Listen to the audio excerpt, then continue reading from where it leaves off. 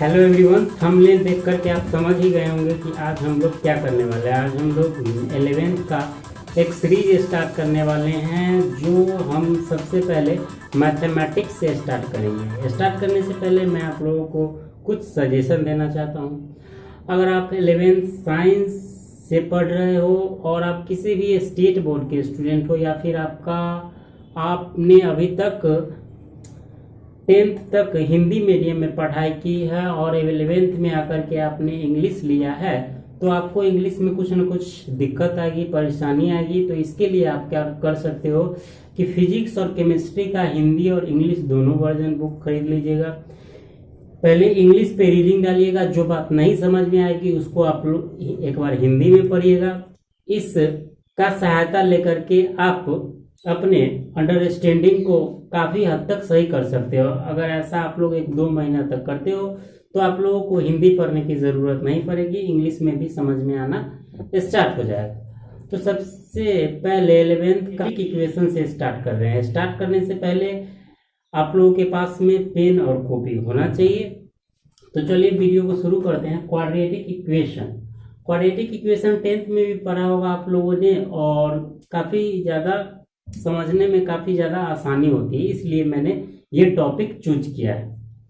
तो quadratic equation सबसे पहले 10th में आप लोगों ने पढ़ा होगा कि क्वाड्रेटिक इक्वेशन का फॉर्म ये होता है ax² + bx + c = 0।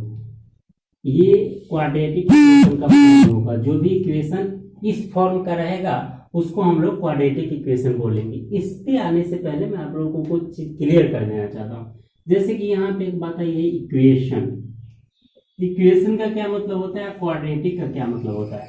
क्वाड्रेटिक का मतलब होता है कि कोई भी एक्सप्रेशन जिसका हाईएस्ट पावर अगर 2 हो तब हम उसको बोलेंगे कि वो जो एक्सप्रेशन है वो क्वाड्रेटिक है। मैंने एक टर्म यहाँ पे यूज किया है एक्सप्रेशन और एक होता है इक्वेशन। क्या होता है डिफरेंस इस दोनों में मैं आप लोगों को आगे बता रहा हूँ। तो क्वाड्रेटिक इक्वेशन जैसे कि x³ + 5x² + 6x, कोई भी एक एक्सप्रेशन दिया हुआ है। मैंने इसको एक्सप्रेशन बोला क्योंकि इसके बराबर में 0 नहीं दिया हुआ है। अगर हम इसके बराबर में 0 डाल देंगे तो ये इक्वेशन बन जाएगा। क्या बन जाएगा? इक्वेशन। इक्वेशन का मतलब होता है इक्वेट करना। तो हम बराबर में अभी 0 नहीं डाल रहे हैं। तो ये जो एक्सप्रेशन है, कोई भी एक एक्सप्रेशन है, बोलेगा कि ये एक्सप्रेशन कौन सा एक्सप्रेशन है, पोलिनोमियल है, क्वाड्रेटिक है कि ट्राइनोमियल है, कौन सा है। तो सबसे पहले यहाँ पे देखिए ये हाईएस्ट पावर हम चूज करेंगे। यहाँ पे x का पावर 2 है, यहाँ पे 1 है, यहाँ पर 3 है। तो x का हाईएस्ट पावर कितना है? 3 है। तब हम इसको बोलेंगे कि ये डिग्री वाला एक त्रिघातीय समीकरण है। इसको क्या बोलेंगे? त्रिघातीय। 3 घात वाला है तो त्रिघातीय समीकरण, त्रिघातीय एक्सप्रेशन, बहुपद जिसको बोलते हैं त्रिघातीय बहुपद। इंग्लिश में इसे बोलते हैं क्यूबिक एक्सप्रेशन। तो इसका घात हाईएस्ट घात कितना है? 3 है, तो इसको हम बोलेंगे त्रिघातीय बहुपद। इतना बात आ रहा है समझ में? ये तो द्विघातीय नहीं होगा, क्योंकि इसका हाईएस्ट पावर 3 है। इस पे मैं इसको रफ कर दूं और यहाँ पे लिख दूं 2 + 5x² + 6x। तो ये कौन सा एक्सप्रेशन है? ये एक क्वाड्रेटिक एक्सप्रेशन है, क्योंकि इसका हाईएस्ट पावर जो है वो कितना है? 2 है। तो आई होप ये बात आप लोगों को समझ में आ गया होगा कि एक्सप्रेशन और इक्वेशन किसको बोलते हैं, क्वाड्रेटिक किसको बोलेंगे। हाईएस्ट पावर 2 रहेगा तब हम उसको क्वाड्रेटिक बोलेंगे। बहुत सारा क्वेश्चन मैं दूंगा तो आप लोगों को समझ में आएगा। यहाँ पे और एक बात देखिए, क्वाड्रेटिक इक्वेशन का जो फॉर्म होता है, ये फॉर्म है किसका? क्वाड्रेटिक इक्वेशन का। Form of the quadratic equation, ये क्वाड्रेटिक इक्वेशन का फॉर्म है ax² + bx + c = 0। इसमें a जो है ना, a जो भी है a b c कोई भी रियल नंबर होगा। कौन सा होगा? रियल नंबर होगा। और इसको बोलते हैं कोफिशिएंट। क्या बोलते हैं? कोएफिशिएंट, हिंदी में गुणांक, क्या बोलते हैं, गुणांक। पता होगा आप लोगों को कि एक्स स्क्वायर का कोई भी बोलेगा कि गुणांक क्या है, मतलब कोफिशिएंट क्या है। गुणांक का क्या मतलब होता है कि जो भी, इसको क्या बोलते हैं, एक्स क्या है, एक वेरिएबल है। एक्स क्या है, वेरिएबल है। और ये क्या है, कांस्टेंट है। क्या है, कांस्टेंट है। आई होप आपको ये बात पता होगी। वेरिएबल किसको बोलते हैं, वेरिएबल को हिंदी में बोला जाता है, और कांस्टेंट को इसको बोला जाता है चर, और इसको बोला जाता है अचर। आई होप ये बात आपको पता होगा। चर किसको बोलते हैं, जो जिसका जो वैल्यू होता है वो हमेशा वेरी करते रहता है। जैसे X Y Z A B C D, मतलब ए से लेकर जेड तक जितना भी है इस सबको वेरिएबल बोला जाता है। क्यों, क्योंकि कभी आप लोगों ने इक्वेशन सोल्व किया होगा, बहुत सारा गुणनखंड निकाला होगा, तो एक्स का वैल्यू कभी 2 आता है, 5 आता है, 0 आता है, मतलब कुछ भी डिफरेंट आते रहता है, वो फिक्स नहीं है। कहीं पे मैं 3 लिखूंगा तो ये 3 बराबर हमेशा 3 ही होगा, 3 बराबर हमेशा 3 ही होगा। ऐसा नहीं कि 3 बराबर 2, 3 बराबर 1। कहीं देखा आप लोगों ने 3 बराबर 1 लिखा हुआ है, नहीं देखा है। तो क्यों, क्योंकि ये जो है ना, ये एक नॉन वेरिएबल क्वांटिटी है, जिसको कि हम बोलेंगे, एक नाम दे देंगे, जिसको कांस्टेंट बोला जाता है, हिंदी में अचर बोला जाता है। ये बता गया समझ में। हाँ, तो हम कहाँ पर थे, गुणांक पे, रियल नंबर। ये एबीसीडी क्या, एबीसी क्या है, कोई भी रियल नंबर होगा जिसको कि कोफिशिएंट बोला जाता है, गुणांक बोला जाता है। और ये गुणांक क्यों बोला जाता है, क्योंकि ये जो वेरिएबल के गुणा में, वेरिएबल के गुणा में जो भी क्वांटिटी रहेगा ना, वेरिएबल की गुणा में जो भी क्वांटिटी रहेगा वो उसका गुणांक कहलाएगा। जैसे मैं यहाँ पे पूछूं कि x का गुणांक क्या है, तो x के गुणा में कौन सा अचर क्वांटिटी है, x के गुना में कौन सा अचर क्वांटिटी है, तो यहाँ पर कौन सा है, x के गुना में b है, तो b क्या हो जाएगा, b x का कोफिशिएंट हो जाएगा, मतलब गुणांक हो जाएगा। यहाँ पे कोई पूछ दे आपसे कि x पर पावर 0 का गुणांक क्या है, तो x पर पावर 0 का क्या मतलब है कि किसी भी संख्या, कोई भी क्वांटिटी रहेगा उस पर पावर 0 डाल देंगे तो उसका वैल्यू कितना होता है, 1 होता है। तो x पर पावर 0 मतलब 1, तो c को आप क्या लिख सकते हो, c गुने 1 लिख सकते हैं कि नहीं, बिल्कुल लिख सकते हैं। मतलब कितना लिख सकते हैं, c गुने x पर पावर 0, तो x पर पावर 0 का गुणांक यहाँ पे क्या हो गया, c हो गया। तो ये c किसका गुणांक है, c गुणांक है x पर पावर 0 का कोफिशिएंट है। आई होप ये बातें आप लोगों को समझ में आ रही होगी। इस सबको आप नोट कर लीजिए, कॉपी में स्क्रीनशॉट लेने के चक्कर में नहीं रहिएगा। स्क्रीनशॉट हम लोग नहीं देखते हैं, वैसे ही स्क्रीनशॉट मोबाइल में ही रह जाता है, इसीलिए इस सब को कॉपी में लिख लीजिएगा। ओके गाइस, अपने नेक्स्ट सेक्शन की तरफ बढ़ते हैं। या आई होप यहाँ तक आप लोगों को समझ में आया होगा। हम लोग कहाँ पे बात कर रहे थे, क्वाड्रेटिक इक्वेशन के फॉर्म पे। तो इसका फॉर्म क्या होता है, ax² plus bx plus c बराबर 0। ये इसका फॉर्म होता है, जिसमें a b c क्या है, a b c कोफिशिएंट है,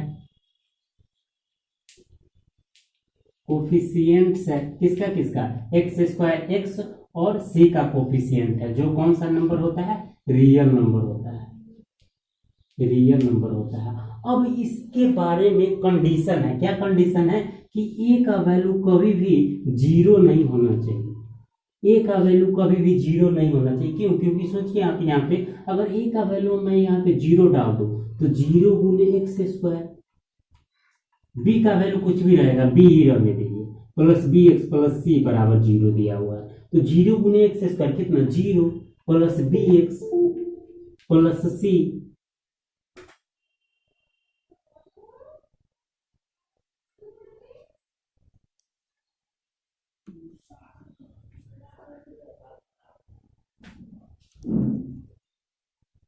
बराबर 0, मतलब ये कितना हो गया, bx प्लस c बराबर 0।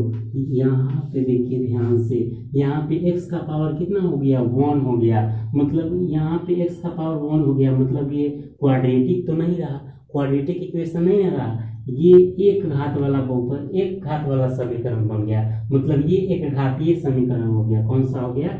एक घातीय समीकरण, एक घातीय बन गया। लेकिन हमको तो द्विघातीय चाहिए, तो ये इसीलिए अगर x यहाँ पे a का वैल्यू 0 नहीं हो सकता है। क्यों नहीं हो सकता है, कोई पूछ देगा। क्योंकि a का वैल्यू अगर आप 0 डाल दोगे तो वो एक घात वाला समीकरण बन जाएगा, जिसको इंग्लिश में लीनियर इक्वेशन बोला जाता है। पूछ देगा आपसे कि a बराबर 0 क्यों नहीं हो सकता है। क्यों? क्योंकि जब आप a का वैल्यू 0 डाल दोगे तो वो कौन सा इक्वेशन बन जाएगा? लीनियर इक्वेशन बन जाएगा। एक घातीय का इंग्लिश में क्या बोलते हैं? Linear equation, linear equation. आ रहा है बात समझ में? आई होप बात समझ में आपको आ रही होगी कि a का वैल्यू कभी भी 0 नहीं हो सकता है। बी और सी कोई भी एनी रियल नंबर।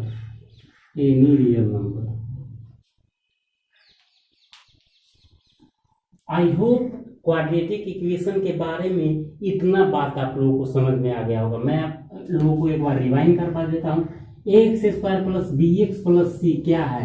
ये एक क्वाड्रेटिक इक्वेशन का फॉर्म है। कोई भी इक्वेशन इस फॉर्म का रहेगा तब हम उसको क्वाड्रेटिक इक्वेशन बोलेंगे, जिसमें a b c क्या है? कोफिशिएंट है। किसका कोफिशिएंट है? जो भी वहां पे वेरिएबल दिया हुआ है, x² x और x⁻0 का कोफिशिएंट है, जो कि रियल नंबर है, जहां पे a बराबर 0 नहीं होना चाहिए और b और c क्या?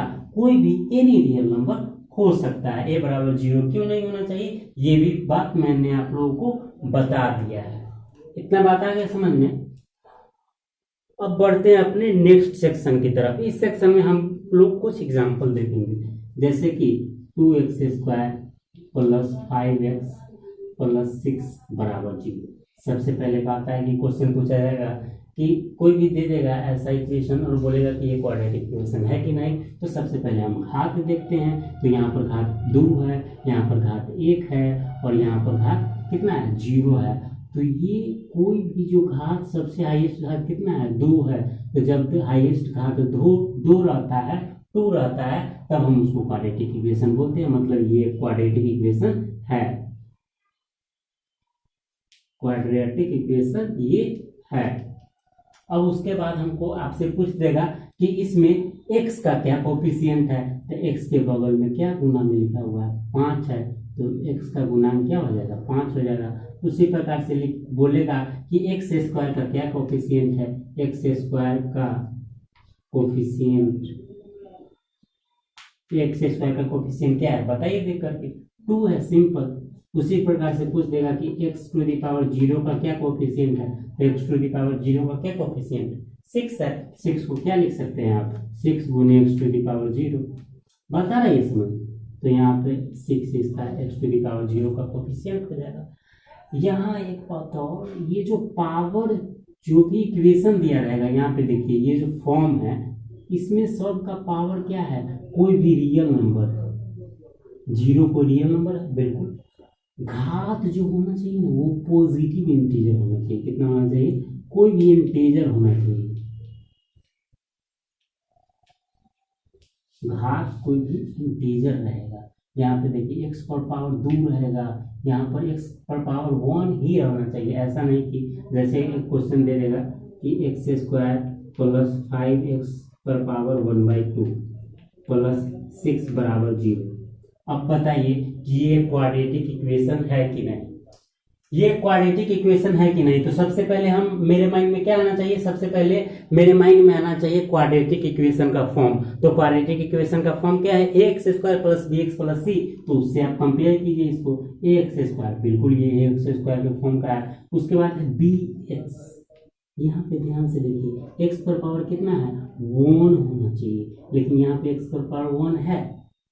बिल्कुल नहीं है। तो x पर पावर 1 नहीं है, 1 नहीं है, यहाँ पे 1 होना ही चाहिए, तब हम इसको क्वाड्रेटिक इक्वेशन बोलते हैं। x पर पावर कोई दूसरा क्वांटिटी है, तब ये एक क्वाड्रेटिक इक्वेशन नहीं होगा, इसको हम एक क्वाड्रेटिक इक्वेशन नहीं बोलेंगे।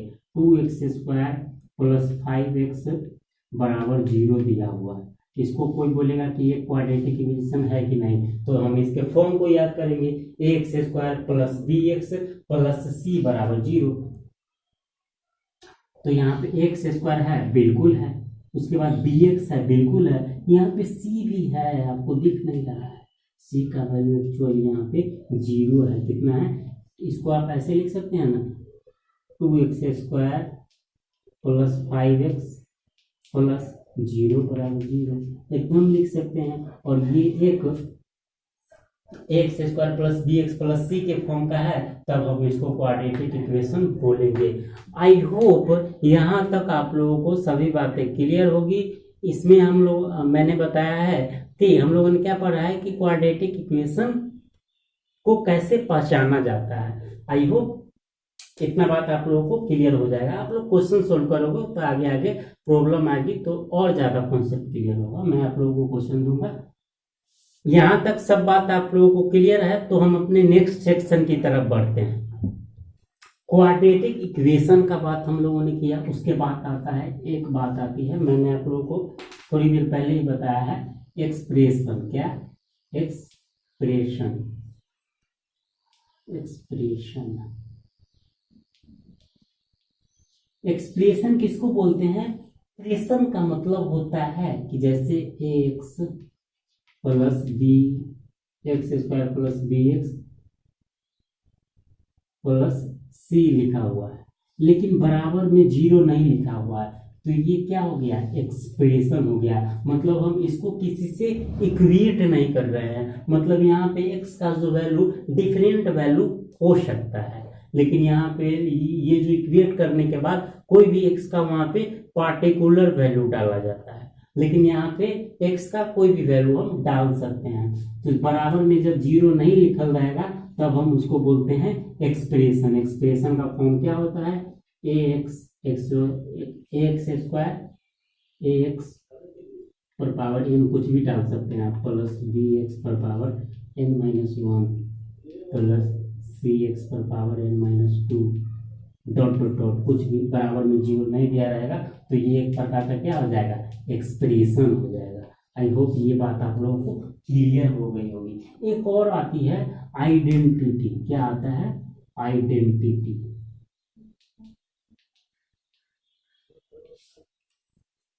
आइडेंटिटी ऐसे समझिए, जैसे a प्लस बी का होल स्क्वायर बराबर a² plus 2ab plus b² है ना। कोई भी, ये एक आइडेंटिटी दिया हुआ है। आइडेंटिटी का मतलब होता है कि इसका जो हर एक टर्म होगा ना, इसके हर एक टर्म के बराबर होगा। जैसे यहाँ पे लिखिएगा तो a² plus 2ab plus b² बराबर a² plus 2ab plus b²। यहाँ पे देख लीजिए, इसका हर एक टर्म इसके हर एक टर्म के बराबर है कि नहीं?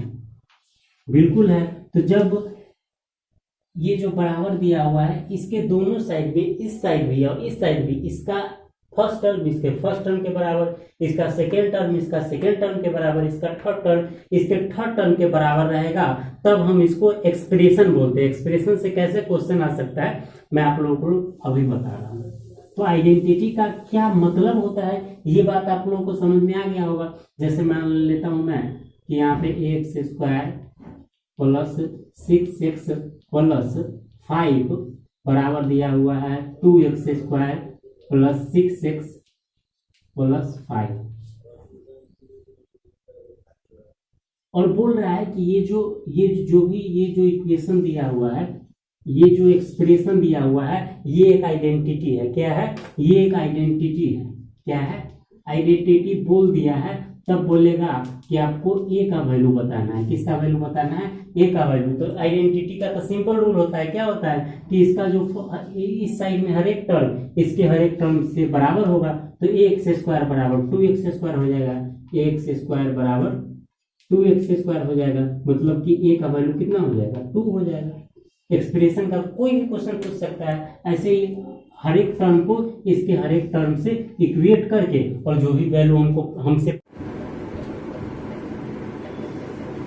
क्वाड्रेटिक इक्वेशन के रूट के बारे में बात करेंगे। रूट का मतलब क्या होता है ये मैं आप लोगों को बता दूंगा। जैसे इसका फॉर्म क्या है? x² plus bx plus c बराबर 0। ये जो इक्वेशन दिया हुआ है एक्चुअली ये y बराबर, मतलब ये फंक्शन है एक्चुअली एक तरह का। किसका फंक्शन है, एक्चुअली ये y बराबर fx लिखा होगा। ये क्या होता है मैं आप लोगों को बताऊंगा।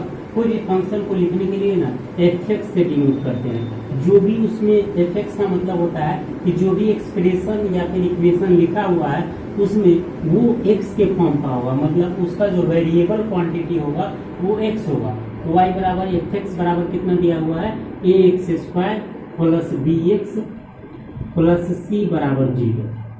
बोलेंगे कि इसका रूट है, मतलब मूल है। इसका मतलब हुआ कि वो जो क्वाड्रेटिक इक्वेशन दिया हुआ है ये कहीं ना कहीं एक्स एक्सिस को कट करेगा। क्या करेगा, कहीं ना कहीं एक्स एक्सिस को कट करेगा। जब एक्स एक्सिस को जहां पर कट करेगा, एक्स एक्सिस पर y का वैल्यू कितना होता है, 0 होता है। यहाँ पे दिया भी हुआ है y बराबर x बराबर इतना बराबर 0, मतलब कि जहां पे भी y का वैल्यू क्या हो जाएगा, 0 हो जाएगा। और y का वैल्यू 0 कहाँ होता है, x एक्सिस पर। तो जहां जहां पे x एक्सिस को ये इक्वेशन कट करता है, ये क्वाड्रेटिक इक्वेशन कट करता है, उसी पॉइंट को, ये जो पॉइंट है इसी को रूट बोला जाता है। क्या बोला जाता है, रूट बोला जाता है। बात है समझ में। एक बार और सुनिए। मूल मतलब रूट का क्या मतलब होता है कि जो भी क्वाड्रेटिक इक्वेशन दिया हुआ है और जिस भी पॉइंट पर वह क्वाड्रेटिक इक्वेशन, उस क्वाड्रेटिक इक्वेशन का ग्राफ एक्स एक्सिस को कट करेगा, उस पॉइंट को रूट या फिर मूल बोलेंगे। ये पॉइंट को क्या हो जाएगा, रूट या फिर मूल। कोई भी क्वाड्रेटिक इक्वेशन ले लीजिए, ये तो एक पॉइंट पे कट कर रहा है, टच कर रहा है, तो ये इसका मूल हो जाएगा। इसका मूल कितना होगा, एक ही मूल होगा, या फिर 2 मूल होगा तो दोनों बराबर होगा। आई होप बातें आप लोगों को समझ में आ रही है। कोई भी हो सकता है क्वाड्रेटिक इक्वेशन के एक्चुअली ग्राफ पैराबोलिक होता है। ग्राफ क्या होता है क्वाड्रेटिक इक्वेशन का, ये सब बात आप लोगों को आगे पढ़ाया जाएगा। ग्राफ होता है पैराबोलिक।